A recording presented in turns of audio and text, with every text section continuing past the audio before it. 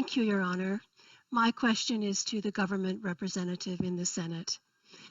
In 2020, for the first time, Canada had the dubious distinction to be named by the UN group of eminent international and regional experts on Yemen as one of the countries, quote, perpetuating the conflict in Yemen by selling arms to Saudi Arabia. Last month, Canada, to its credit, announced almost $70 million in humanitarian aid to support Yemenis during this brutal war. But Canada has also been making deals to sell weapons and military equipment worth over 4 times that to countries attacking the people of Yemen, such as Saudi Arabia and the UAE. Senator Gold, you will recall that Canada acceded to the UN Arms Trade Treaty in 2019, and under Article 11, Canada is obligated to take measures to prevent diversion of its arms exports to third countries.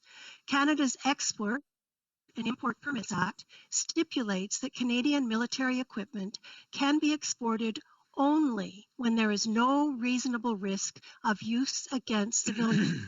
Senator Gold, my questions to the government are, given that Foreign Affairs Minister Marc Garneau is on the record saying he will deny any permit application where there is a risk of human rights violations, and that human rights considerations are now at the center of Canada's export regime, and given that a number of reputable sources have identified evidence linking Canadian exports of military equipment to human rights violations by the government of Saudi Arabia, why has Canada refused to suspend arms exports to Saudi Arabia in accordance with the UN Arms Treaty and the Canadian Export and Import Permits Act?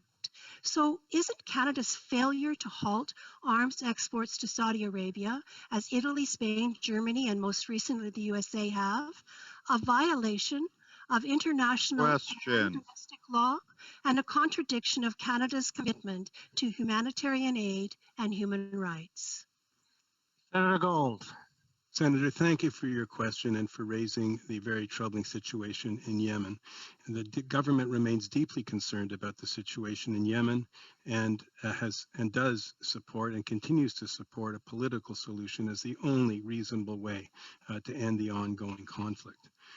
Senator and colleagues, Canada has one of the most stringent export control systems in the world and has entrenched the concern for human rights in our exports controls legislation. I've been advised that the government will deny any permit application where there is a substantial risk of human rights violations. With regard to your question on on international law, the government remains committed to a stronger and more rigorous arms export system, and that's why the government acceded to the Arms Trade Treaty in the last Parliament. The government's position is that it is in compliance with its international obligations.